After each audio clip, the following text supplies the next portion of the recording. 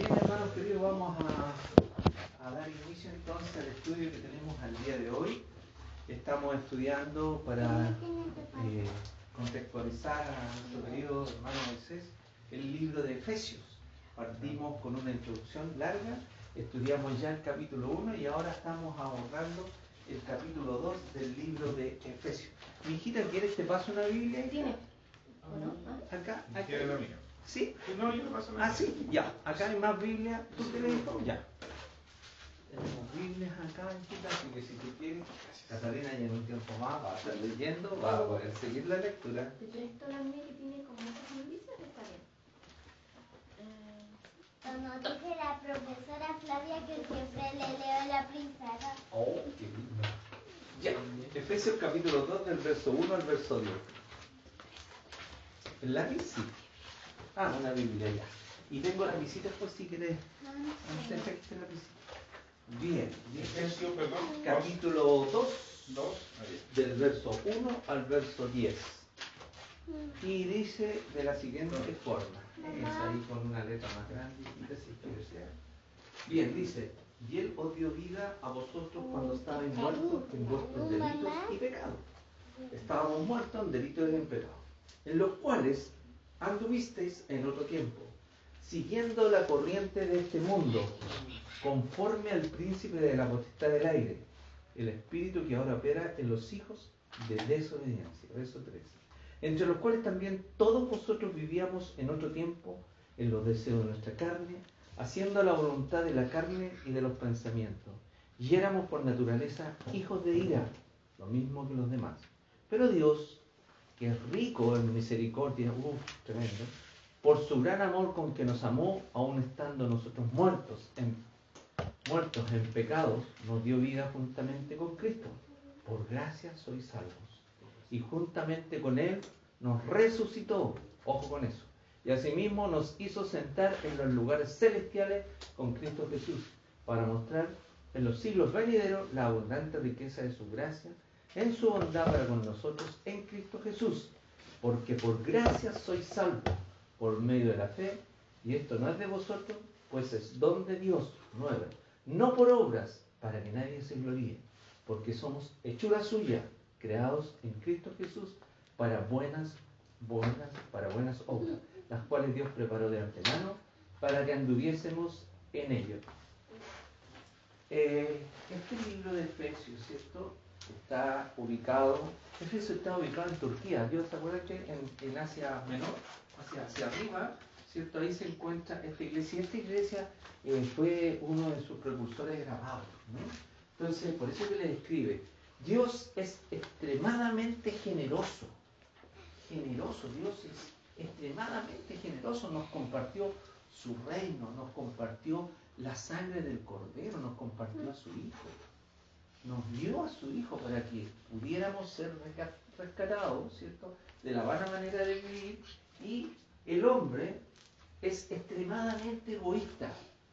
Así de polaridad, así es la tremenda polaridad entre Dios y el hombre. Es tremendamente generoso y el hombre tremendamente egoísta.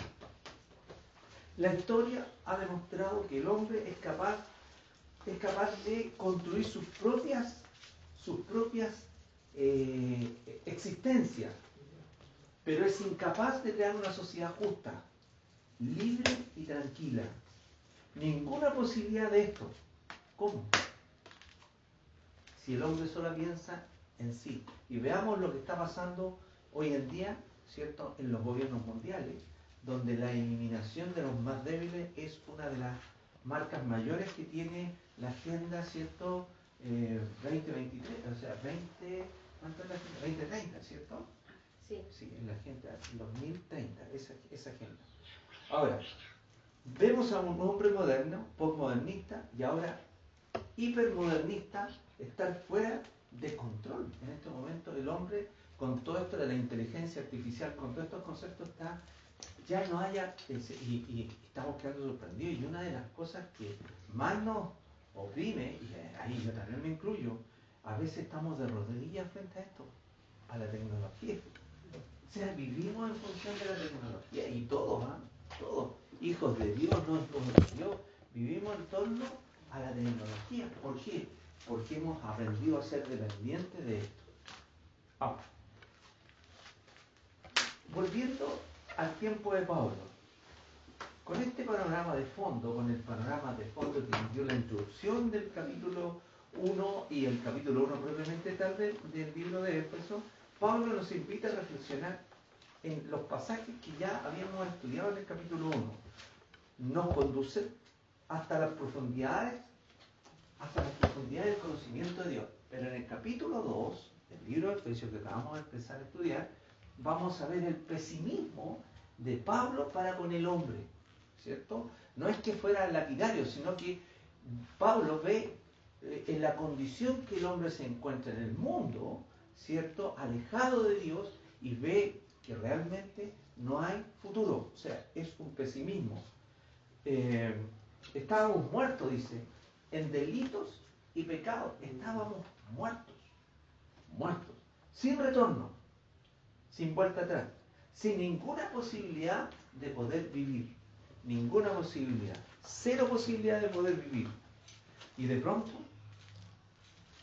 nos pasa de un estado de muerte, nos ve, nos conquista y nos pone en el reino de los cielos en esta tierra y nos da vida y vida en abundancia. ¿Entiendes? Y eso no es por mérito, ninguno de nosotros, ni esta chiquitita, ni esta señorita que está comenzando a crecer, ninguno tiene los méritos necesarios como para poder decir, mi equipo, ¿ah? Aquí está yo, padre. No tenemos esos méritos. Nadie. El único que pudo haberlo dicho fue Cristo, pero él nunca lo dijo. Él fue un hombre extremadamente humilde, extremadamente compasivo, extremadamente misericordioso. Mire, les voy a poner un ejemplo. Es tanta la misericordia de Dios. El Señor Jesucristo venía saliendo de un poblado, iba camino a Tiro y a Sidón, dice la Escritura. Entonces iba camino hacia allá y de repente sale una mujer cananea y empieza a decir, Señor, ten misericordia de mí, que mi hija está gravemente atormentada por un demonio. Y el Señor la escuchó, no le dio la importancia y siguió. Entonces sus discípulos que iban atrás de él, dijeron, oye Señor, hace rato viene gritando, párala un poquito, o sea, algo hay que decirle al Señor Jesucristo. Mire lo que le dijo el Señor. Yo no fui enviado, sino a las ovejas perdidas del reino de Israel. A mí, nada con ellos. Y siguió hablando. Y sus discípulos se enfrentaron a una situación complicada. Entonces la mujer, cuando dijo eso y ella escuchó eso, ¡pum!, se adelantó y ¡pum!, se tiró al suelo y a él. El Señor, ten misericordia de mí, que mi hija está gravemente atormentada por un demonio. Entonces el Señor Jesucristo la queda mirando y aquí hay algo muy interesante. Dice, no está bien dar el pan de los hijos a los perrillos. Así le dice. Entonces ella en una actitud de una humildad extrema le dice, Señor, pero los perrillos también comen de las migajas que caen de la mesa de su Señor. Oh mujer, dice el Señor, grande es tu fe. ¡Pum! Y el milagro se hizo. Entonces ahí hay una prueba tremenda de la humildad del Señor, pero la estaba probando la mujer cananea. Le dice, mujer, grande es tu fe. Grande es tu fe. La aprobó. Ahora, Pedro, en otras circunstancias, el Señor Jesucristo les dijo, vayan, súbanse a la barca y crucen el mar porque yo voy a ir después. Y se suben y empiezan. Y como a la cuarta vigilia empieza un viento huracanado terrible, grande, inmenso, que ellos siendo navegantes, siendo pescadores, avesados, ya con experiencia, estaban con mucho miedo. Y de repente aparece el Señor en la estancia. Entonces al verlo dijo, un fantasma terrible, pues, tremendo para ellos. Entonces, ¿qué dijo el Señor? Se acercó y le dijo, tened ánimo, yo soy, no temáis. Esas tres cosas le dijo, yo soy, no temáis. Y Pedro dijo, Señor, ¿eres tú? Sí, Pedro. Entonces, si eres tú, manda que yo me baje y vaya caminando contigo. Aquí vamos a hacer una comparación entre la mujer y Pedro. Entonces viene el Señor y dice, ven. Y Pedro, en en su impulsividad, ¿no? Siempre yo le he explicado que Pedro era un hombre impulsivo que nos caracteriza mucho a nosotros. Se bajó de la barca y empezó a caminar por el mar. Y como estaba el tremendo viento, le quitó los ojos al Señor y empezó a ver el mundo, el tremendo impacto que tenía ahí. ¡Ah! Y se empezó a hundir. Señor, sálvame. Y el Señor lo toma, le dice, Pedro, ¿por qué negaste, hombre de poca fe? ¿Por qué no creíste? Y miren lo que le dice a la mujer. Oh, mujer, grande es tu fe. Y esa mujer había escuchado de él. Pedro lo veía, vio los milagros, vio las cosas, convivía con él, gracias Betita, convivía con él. Sin embargo, Pedro le dice, hombre de poca fe, ¿por qué dudaste? Y a la mujer le dice, mujer, grande es tu fe. Entonces, y si nosotros tuviéramos la fe de un grano de mostaza, que dice la Escritura, monte, al otro lado, y el monte se va al otro lado.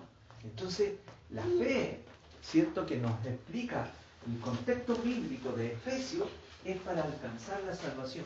Y esa fe es la que nos tiene acá. Esa fe es la que nos mantiene en pie delante del Padre. Y esa es la fe que necesitamos, que tampoco es de nosotros. O sea, Catita, tu fe no nació de ti, te la puso el Señor. Hija linda, si tú algún día te conviertes, la fe que tú tienes en Cristo es de Dios, Moisés, cada uno de nosotros. Ni siquiera eso es. El Señor pone fe en nosotros y cuando se nos predica en algún momento de la vida, ¡pum!, nos hace sentido y decimos, Señor, sí, rescátame de esta vana manera de vivir. Entonces ese pesimismo que hablaba el apóstol Pablo en el libro de Efesios capítulo 2, que hace todo un contexto de pesimismo, que estábamos muertos en delito y en pecado, aparece Cristo y nos rescata de la vana manera de vivir. Estábamos muertos, sin retorno, sin posibilidad alguna. Por favor, veamos Efesios 1 del 15 al 23, para que veamos un poquitito en lo anterior que habíamos estudiado. Miren lo que pasa acá, para hacer un cuadro comparativo con el capítulo 2. ¿Puedes leerlo, Catita, por favor? Sí. Efesios 1, 15 al 23. Al 23. Ya. El ¿Qué dice? espíritu de sabiduría y de revelación. Sí. Por esta causa también yo, habiendo oído de vuestra fe en el Señor Jesús y de vuestro amor para con todos los santos, no ceso de dar gracias por vosotros, haciendo memoria de vosotros en mis oraciones, para que el Dios de nuestro Señor Jesucristo, el Padre de gloria, os dé espíritu de sabiduría y de revelación en el conocimiento de Él, alumbrando los ojos de vuestro entendimiento para que sepáis cuál es la esperanza a que Él os ha llamado, y cuál es la riqueza de la gloria de su herencia en los santos, y cuál la supereminente grandeza de su poder para con nosotros los que creemos, según la operación del poder de su fuerza, la cual operó en Cristo, resucitándole de los muertos y sentándole a su diestra, en los lugares celestiales, sobre todo principado y autoridad y poder y señorío, y sobre todo nombre que se nombra no solo en este siglo, sino también en el venidero, y sometió todas las cosas bajo sus pies, y lo dio por cabeza sobre todas las cosas a la iglesia, la cual es el cuerpo, la plenitud de aquel que todo lo llena en todo. Claro. ¿Se dan cuenta? O sea, le da una importancia vital a nosotros, que somos la iglesia. Nosotros somos la iglesia y nos constituyó, ¿cierto? Nos incrustó, primero nos incrustó a la cruz, ¿cierto? A ver, ¿se recuerdan lo que hemos tenido en esta maravillosa cruz? En esta cruz nos incrustó a nosotros y, ¿cierto? Y nos dio la posibilidad de ser partícipes de la iglesia, ¿cierto? Primero es Israel, y luego la iglesia. Él quiso tener un pueblo. Él dijo, yo voy a constituir un pueblo, y escogió a Israel. No escogió ni a Francia, ni a Bélgica, ni a Corea, ni a un país, Senegal, Etiopía, acá en América, Ecuador, Chile. No, escogió a Israel. Por alguna razón lo escogió el Señor y entendemos que sí, definitivamente, después de Israel. ¿Por qué quiso escoger a Israel? Ya lo conecto con la idea. Porque Dios quería tener un pueblo que lo reflejara, que lo mostrara a Él, que Él pudiera sentirse orgulloso de que ese pueblo, ¿cierto?, tenía un solo Dios, porque todos los otros pueblos que estaban alrededor tenían cientos de dioses, adoraban imágenes, construían figuras, etcétera, etcétera. Entonces Dios se escogió para Él reflejar y demostrarle al mundo, a todos los otros pueblos, cómo era el trato con Israel. Pero Israel le dio la espalda, ¿cierto? Y al punto que le dio la espalda, que tuvo que mandar a su hijo a morir en esta cruz para levantar la iglesia. Y ahí nos incrustó a nosotros en este hermoso rebaño de Dios que somos nosotros, que es la iglesia. Entonces, ¿qué hace? Había orado para que les diera espíritu de sabiduría y revelación en el conocimiento de Él. Pero también dice, porque estábamos muertos en delitos y en pecados, para que entendieran la riqueza de la herencia que nos esperaba en el cielo. Yo les compartí en alguna ocasión a ustedes, y lo compartí hace poco, y lo estoy preparando un tema a razón de la pregunta que tú me hiciste, Juanito, y que la Katy quedó así media descolocada cuando yo les dije, ¿te acuerdas? La última vez que estuvimos, yo les dije, ¿y qué pasa después? Y tú me dijiste, bueno, vamos, el juicio es inmediato. Cuando morimos, ¿el juicio es inmediato? Y yo que les dije, ¿se acuerdan? Les dije que sí, que el juicio era inmediato. Cuando el ser humano muere, hay un juicio inmediato. El primer juicio es la muerte. O va hacia arriba o va hacia abajo.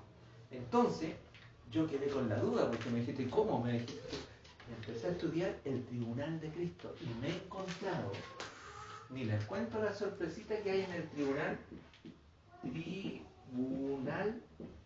de Cristo. ¿Y aquí vamos a este tribunal? Moisés, ¿tú sabías que tú vas a ir a un tribunal? ¿No? Ah, qué bien, qué bien. Te voy a informar. El Señor Jesucristo en este momento es tu abogado. Y gloria a Dios que es tu abogado personal. Te ama con una increíble pasión. Todos nosotros tenemos abogado. Pero va a llegar el momento en que va a dejar de ser abogado y va a empezar a ser juez. ¿Y dónde se va a manifestar este juez? Hay 5 juicios. El juicio a las naciones, ya lo vamos a ver en su debido momento en qué tiempo es. El juicio a Israel, el juicio a la iglesia, y ahí estamos nosotros. Ahí vamos nosotros. El juicio a los ángeles caídos, ángeles caídos, y me falta 1, 2, 3, 4, ahí están los 5. El 5, el juicio ante el gran, y el juicio ante el gran trono blanco que vamos a estar acá, a las naciones. Ahora, lo que nos convoca a nosotros es el juicio a la iglesia. ¿Dónde va a ser? Va a ser aquí, en el tribunal de Cristo. Pero les tengo buenas noticias. No es un juicio de castigo, es un juicio de punitivo es castigo. Es un juicio de, no es un juicio de condenación, es un juicio de evaluación. Esa es la diferencia. Aquí nosotros, porque miren, la salvación es así, no se pierde. Nunca más se pierde la salvación. Eso lo tenemos más que claro, ¿no? El Señor entró en nuestra vida, nos salvó y no se pierde. Pero eso no significa que no haya un juicio de evaluación. ¿Para qué? Para las recompensas y las riquezas. Y ahí lo conectamos con esto que les decía. Vamos a ser evaluados por el Señor y vamos a ver, cuando les dé este estudio, vamos a quedar sorprendidos. ¿Qué nos va a mostrar el Señor de cada? ¿Qué te va a evaluar a ti? ¿Qué te va a evaluar a ti, Moisés? La verdad, todo. Todo, Moisés. Ahora, hay algunas corrientes teológicas que piensan que esta evaluación, este juicio, es personal. Algunos creen que es personal, lo cual tiene fundamento. Pero yo me di cuenta que el juicio es público. Entonces, todas las cosas que están ocultas en el corazón, ese día van a estar ahí. Y no solamente van a estar las cosas que están en el corazón. Bueno, cuando llegue ese momento van a volver a esto, porque si no me voy a quedar acá, y si no, yo tengo tendencia a irme por la rama, entonces me voy a conectar con esto. Entonces, ¿qué sucede? Que hay algo que es cierto. El señorío de Cristo nos dio esta oportunidad, ¿cierto?, de tener vida. ¿Por qué? Porque estábamos muertos en delitos y en pecados. Ahora, nos muestra un triunfo glorioso de Cristo sobre la muerte y lo comparte con todos aquellos que creen en Él. En la cruz, Dios compartió 7 cosas. Compartió remisión. ¿Qué más, Catita? Remisión, propiciación, redención, justificación y santificación. Vida nueva y la presencia del Espíritu Santo dentro de nosotros. Todo eso cuando yo caigo de rodillas frente a Dios y digo, Señor, no soy nada, sálvame, renueva mi mente, cambia mi vida, se produce todo este efecto. Inmediatamente. ¿Te acuerdas que les he contado? Que la justificación, Juan, ¿tú eres justo? Moisés, ¿tú eres justo? No creo. Sí, Moisés, tú eres un hombre justo. Bíblicamente tú eres justo, ¿por qué? Porque Él te justificó. Estás justificado. Desde el punto de vista humano, obviamente, ninguno es justo. Pero desde el punto de vista espiritual, tú eres un hombre justo. ¿Qué significa? Una mujer justa, que eres justificado. O sea, aquí está el justificativo. La cruz.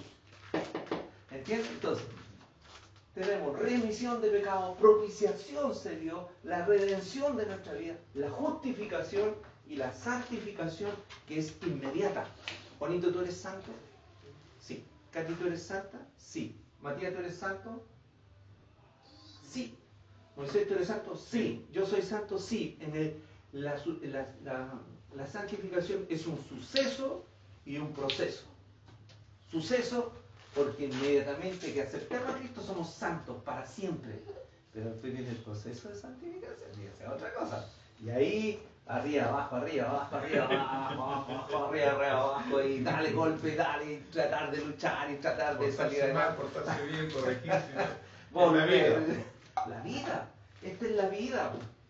Esta es la vida y toma una vida de poder entender pruebas, más pruebas. Y si ¿hasta cuándo? ¿Hasta cuándo? Hasta cuando el Señor nos trate en la santificación. Este es el proceso de santificación. Entonces todo eso se dio estando en Cristo. En Cristo. ¿Cierto? Entonces, todo eso se dio en Cristo en la cruz. ¿Por qué? Porque estábamos muertos en delitos y en pecados. Ahora, otra cosa importante. ¿Qué pasó con nuestra mente? ¿Se acuerdan que cuando aquí, esto entra en otro aspecto de la vida espiritual? Sí, todo eso, los 7 procesos de la cruz, esto ya lo vimos. Ahora, también hay un cambio de mente cuando entra el Espíritu Santo dentro de nosotros, que dice el libro de tenemos mente nueva. Mente nueva. ¿Ah? me perdí en el versículo, se me olvidó. El cambio de mente. Bueno, está en Efesios también, pero hay un pasaje que está en romano, pero no me acuerdo bien. Mire, viene un cambio de mente. Cambio de mente. Teníamos una mente carnal, ¿cierto? Mire, todo esto son lo que el Señor nos va a llevar en el nuevo nacimiento. Teníamos una mente. Acuérdate, Catita, ¿ven? Carnal, ya, la primera. Diabólica. No. ¿Por qué siempre digo esa? Carnal, Se me metió eso y siempre digo eso. Corrupta. Reprobada.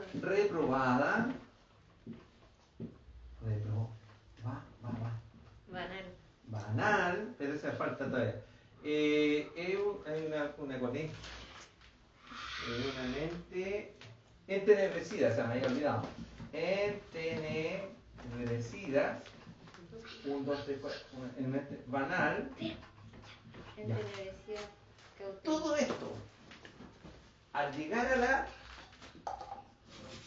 Voy a sacar mi otro plumón. Al llegar a la cruz, al llegar acá, a la cruz, empieza el proceso de santificación.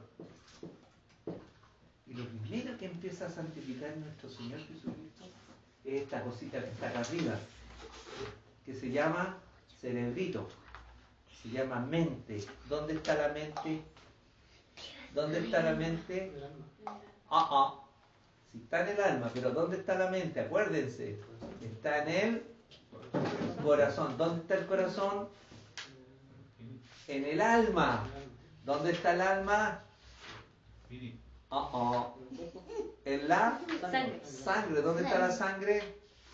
En el cuerpo. Ese es el proceso. La mente, según la Biblia, está de dónde nacen los pensamientos. Del corazón, señorita. Para que usted sepa, el cerebro, y un día le puedo explicar, mi hijita linda, todo lo que es el proceso del pensamiento. Pero desde la escritura, para que usted sepa, la mente está en el corazón. ¿El corazón dónde está? En el alma. Y el alma un momentito, es la sangre. Y ahí está, todo tiene un pasaje bíblico que lo sustenta, no es algo de la cosa. ¿Ya? Eso está en Levíticos capítulo 17, verso 11. ¿Ya? Y el alma está en la sangre. ¿Ya? Revísalo, Moisés, y te vas a dar cuenta que está. Bien, entonces, en la santificación vamos a tener un cambio de mente. Vamos a dejar esa mente carnal, el día del pecado, corrupta. ¿Se acuerdan cómo empezamos? Que el hombre es tan egoísta, es extremadamente egoísta. Dios es extremadamente potente, generoso, poderoso, misericordioso, todo. ¿Lo escuchaste, Moisés? Léelo, por favor. No lo encontré. Me lo anoté nomás para después estudiarlo, okay. sí. ¿Lo leo? Léelo, Catita, por favor, para que salgamos al tiro de la duda, porque a veces tiende a crear confusión, pero te lo tengo que explicar, Moisés. Dice, porque la vida de la carne en la sangre está, y yo os la he dado para hacer expiación sobre el altar por vuestras almas. Amén. Y la misma sangre hará expiación de la persona. Amén. Después lo revisan, Moisés, con calma, y cualquier duda me preguntan, ¿no? ¿Ya? Entonces, en la santificación que se da en la cruz como proceso, aquí ya estamos en un proceso. El proceso dura toda la vida. Toda la vida. Tenemos una mente carnal, una mente corrupta, una mente reprobada, una mente entenebrecida, una mente banal. Me falta una, Catita. Carnal, reprobada, corrupta, banal, cauterizada. Cauterizada. Para llegar a pasar a una mente espiritual. Exactamente. ¿Sí? ¿Me sigue? Todo esto se Señor lo lleva a una mente espiritual. Consulta. ¿Nosotros tenemos una mente espiritual o no? ¿O tenemos todas estas características? ¿O tenemos, en buen chileno, un cocho? ¿Qué tenemos? ¿Qué piensan ustedes? ¿Qué piensan? Que a medida que... Estamos en proceso de santificación. O sea, tenemos un cocho. Un cocho, sí. Un cocho. Claro, porque luchamos. es que más que lucha, Katy, es pérdida constantemente. Si ustedes ven, se nos cruzan pensamientos, confío con esa palabra, y eso es el pensamiento de Dios. Cuando alguien nos toca la bocina así, ¡Fati! ¿Y qué dan ganas? ¿O no? ¿Sí? O alguien nos saca un dedo en el camino, ¿qué te dan ganas de decir? Dios te bendiga, estoy orando por ti, qué linda es la vida. No, pues es mentira. ¿Sí? Y la pensamos, no la decimos, pero la pensamos. Ay, que hay una lucha en la carne, pues. Es una mente, ahí se manifiestan estas conductas, pues. ¿Cierto? Ay, o sea, esa es la lucha que a medida que avanza el tiempo, el trato de Dios nos va llevando a una mente espiritual. ¿Qué significa tener una mente espiritual? Que tenemos una comunión permanente con el Señor. ¿Ya? Y ahí nos conectamos con lo que dice Pablo, que dice, estábamos muertos en delitos y pecados. Vino Cristo, murió para que nosotros pudiéramos tener vida, y nos dio un cambio de mente. Y en este proceso es que nos va cambiando todo estos estados. ¿Se dan cuenta? Lo que el hombre por naturaleza humana no puede hacerlo, Dios trabaja en el interior del hombre. Pablo hace una descripción demoledora de la condición humana apartada de Dios. Esto, ellos no tienen esta posibilidad. Siempre se va a manifestar. Tienen pensamientos, por supuesto, hay bondad en el ser humano también, hay bondad, ¿no? Hay generosidad, hay muchas conductas. Bueno, miren, también no neguemos esta posibilidad que hay hombres y mujeres muy buenos, muy buenos. Realmente yo he conocido gente buena, pero sí, ¿a dónde va? Sin Cristo bajan al infierno. El infierno está lleno de gente buena. ¿Por qué? Era lo que yo siempre enseño cuando me toca exponer. Le digo, miren, no existe la neutralidad. No existe la neutralidad. Si no es para arriba, es para abajo. No existe, no, yo a mí no lo creo. Pero cuando la persona muere, ¿cierto? Tiene dos posibilidades, o al cielo o al infierno. No existe otra. Ahora, para ir al cielo, ¿qué tenemos que tener? La garantía. ¿Tienes la garantía, Moisés? ¿Quién te da esa seguridad de tener la garantía? Dios la dio. Jesús la dio en la cruz. ¿Te la dio esa garantía? A todo yo creo. Exacto. Y tienes otra cosa. ¿Bajaste las aguas, Moisés? ¿Cómo? Cuando bajaste, ¿te bautizaste? Sí. Entonces, cuando tú te bautizas, viene el Sello. Entonces, si yo quiero ir a Canadá, quiero ir a Francia, quiero ir a, no sé, Suiza, tengo que tener carnet, Una visa. Claro. carnet, pasaporte y visa, ¿cierto? De lo contrario, puedo entrar, imposible. Ni siquiera puedo salir de aquí. Y para entrar al cielo es llegar y entrar, y cuando la gente me dice, es que yo creo que nosotros nos vamos a ir, y tiene la garantía, y tiene el sello, y ya nadie queda tirado. O puede ser la otra. Es que yo soy bueno. Es que esa es la verdad. Es bueno, sí, pero no basta. No basta, exactamente. No O sea, basta. ser bueno no te garantiza irte al cielo si no estás en la presencia o entregarte a Jesús. ¿Cierto? Arrepentir. A depender, claro, y a depender espiritualmente de Jesús. Ahora, ¿para qué sirve ser bueno? ¿En qué beneficia al hombre que muere sin Cristo siendo bueno? bueno? Ojo con la pregunta. Que no va a sufrir tanto. Ahí está. Esa es la respuesta. Porque conociendo la voluntad de su Señor, no hizo la voluntad, va a recibir muchos azotes, dice el libro de Lucas.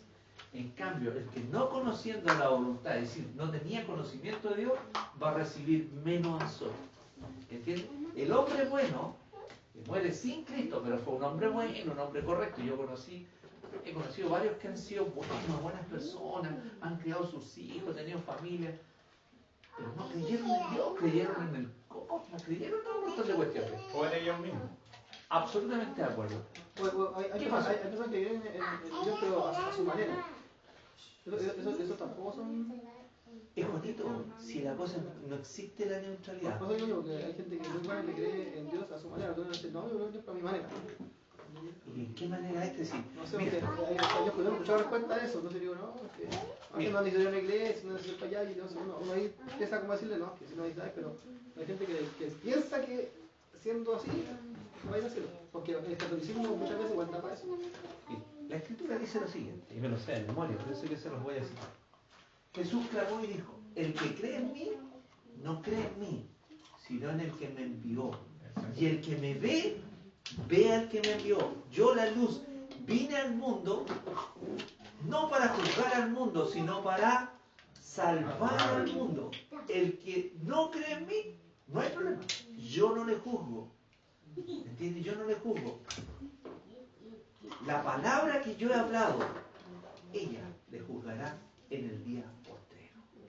Así es la respuesta. Esa es la respuesta. Entonces, el Señor Jesucristo no te va a juzgar, no lo va a juzgar a Él así.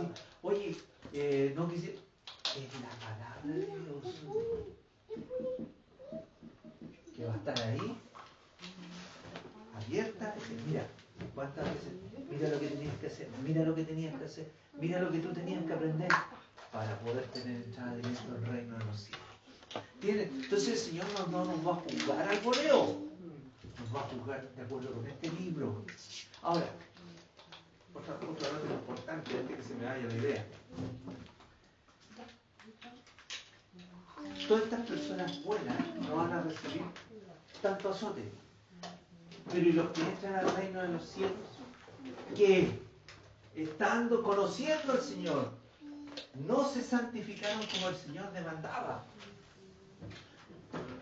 ¿Qué va a pasar con ellos? Les puedo decir la respuesta, pero se las voy a dejar en incógnita. Y vamos a estudiar. Lo tengo bien claro, porque lo estudié y lo tengo preparado el estudio. ¿Entiendes? Es muy interesante. ¿Qué va a pasar con nosotros, por ejemplo? ¿Qué va a pasar con nosotros? ¿Qué crees tú que va a pasar con nosotros, Katy, cuando el Señor, estemos Moisés, Matías, toda esta señorita, estemos nosotros ahí mirando en la vida de Katy? A ver, Katy, ya, ven para acá, Katy, del Señor. Que ya Cuéntame vamos de a ti. estar en un cuerpo glorificado, entonces no vamos... No, cuidado. ¿No? Una cosa no quita la otra. Cuidado, señorita. A ver, cuéntame, Catita, ¿qué hiciste con tu vida? ¿Qué va a pasar contigo, querida hija? Con los dones que te di. Ah, por ahí va. Ah, Con, y que los no dones hice. que- ¿ah? Y que no hice. Con lo que yo te dije que tú tenías que hacer y no lo hiciste. Ah, Ese es un detalle fundamental. ¿Me entiendes? O sea, por eso digo, Jesús clamó y dijo, el que no cree, yo no vengo a juzgar, sino a salvar al mundo. El que oye mi palabra, yo no le juzgo. La palabra que he hablado, ella le juzgará en el día futuro. ¿Qué dice? La Biblia nos enseña a ser misericordioso, generoso, santificado, etcétera, etcétera. Oye, nos pone una serie de demandas por las cuales vamos a ser juzgados. ¿Entiendes?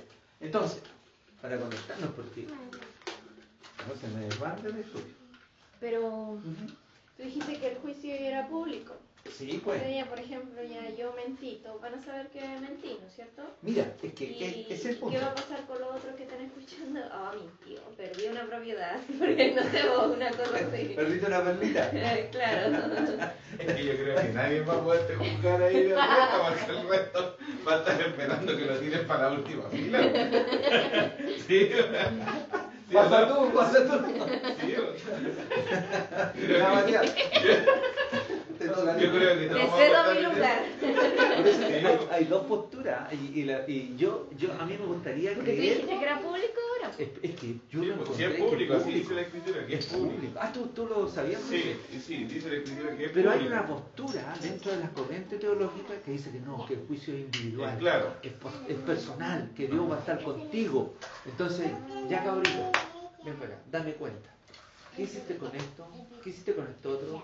¿Y por qué aquí? ¿Y por qué acá? ¿Y qué es lo que vamos a tener? Bueno, se lo voy a contar en la próxima sesión cuando toque ese momento, ¿ya? Entonces, veamos por ejemplo ahora, vayan a Colosenses 2.3 y ya vamos terminando, ¿ya?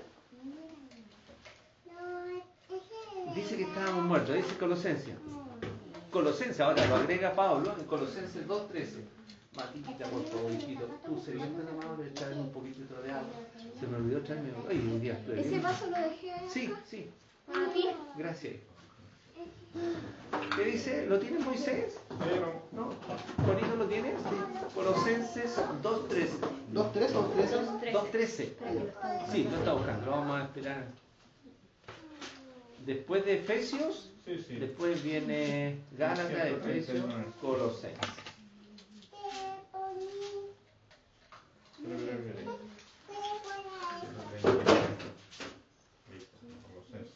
¿Cuánto? 2.13. 13. Ya Juanito, a ver. 13. Sí, mijita, 13. Ya Juanito, dale.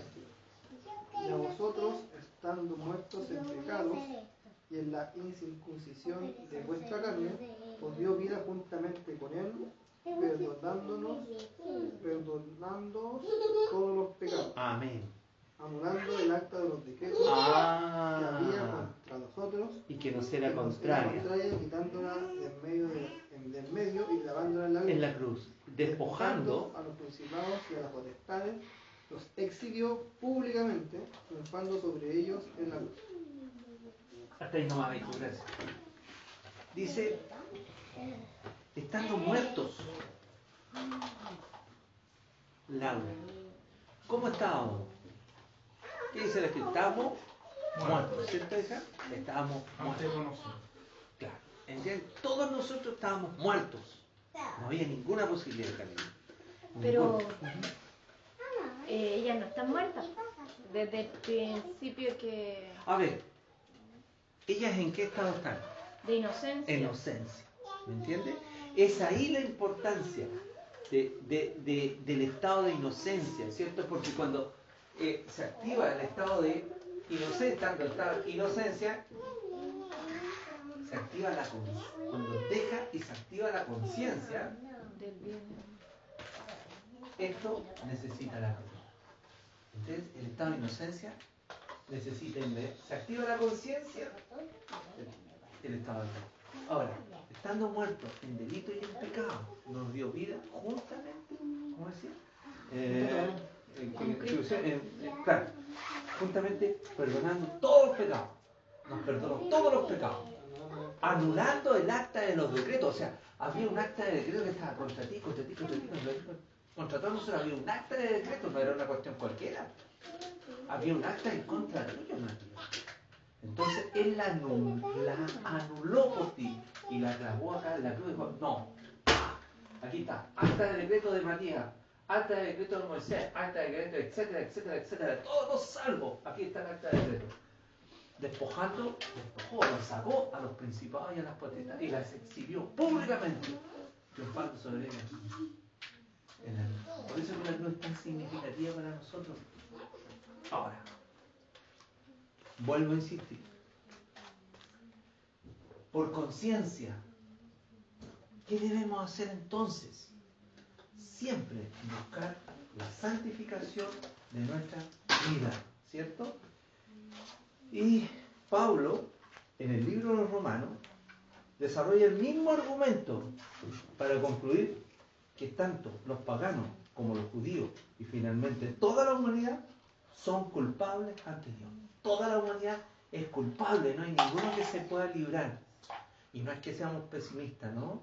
Sino que Él vino a eso, a rescatarnos a nosotros y hoy nosotros tenemos vida y tenemos vida en abundancia. Hasta aquí lo vamos a dejar, que Dios les bendiga ¿Tienen dudas de los que hemos compartido hoy día? ¿Carita, tienen dudas? Juanito, señorita, ¿tiene alguna duda?